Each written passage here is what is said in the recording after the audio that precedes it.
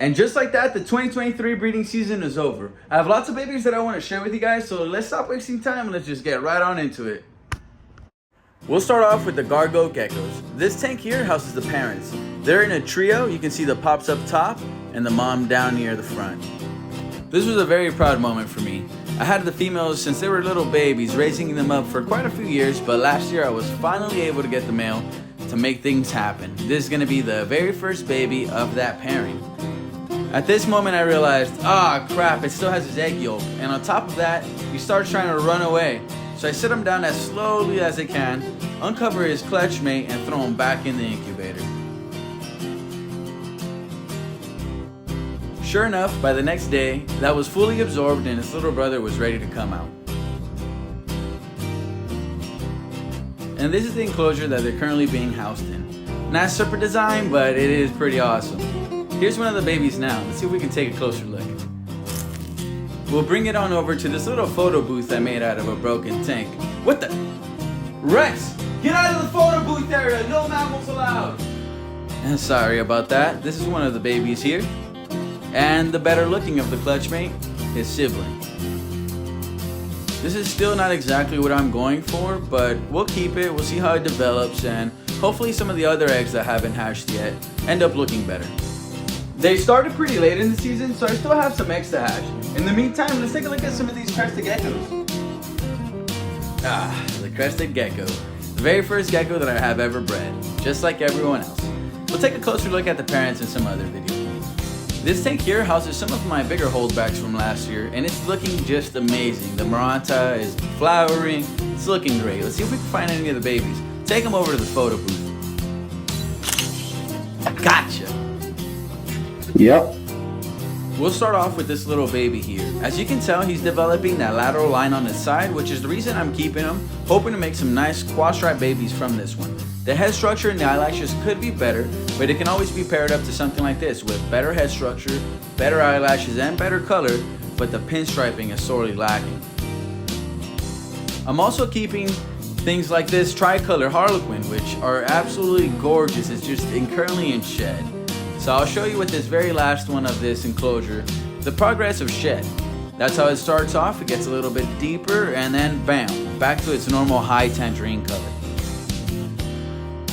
Let's move on to the smaller of the holdbacks.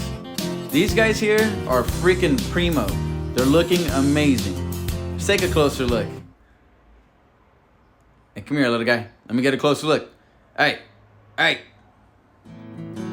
This guy, once again, has very nice pinstriping. It's not full pinstriping, but that lateral line is coming in. And the contrast on this guy is just amazing. Really looks good. You can tell here from far away. And it's kind of losing grip because it stepped on some crested gecko diet on its way out. Oh, losing grip, and anyway, we have this other one here. Also, that lateral line is coming in and pretty solid. I would consider calling this one a quad stripe. Not perfect quad stripe, but it is a partial, but that line is coming in pretty heavy. Now on to my absolute favorite baby of the freaking ever. This guy just looks amazing, man. Look at that contrast on that color. The pinstripe could be better, but just imagine the babies that are gonna come out of this one. Beautiful.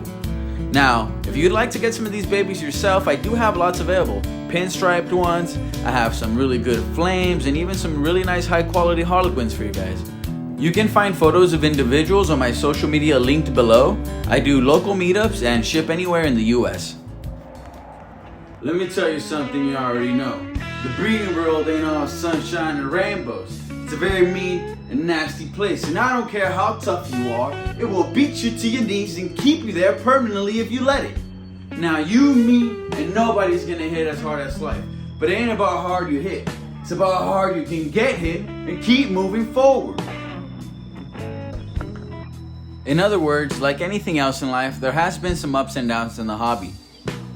In my leopard gecko project, our female bold stripe did pass away, and now there's just some fat isopods eating up all the moss. I did get a baby from a carrot tail, which was part of the trio, but we'll have to see how this one develops. I might just put this complete project on pause until I get another bold stripe for my super snowman. A few other projects which have been pretty slow would be this Hawaiian morning gecko tank here. It only has 2, they're still pretty young, so I might need to throw at least 2 more in there, and by like 2025 I should start breeding those. Also, these giant day geckos. These guys, I've had them for a few years now. I'm not exactly sure why they're not laying eggs.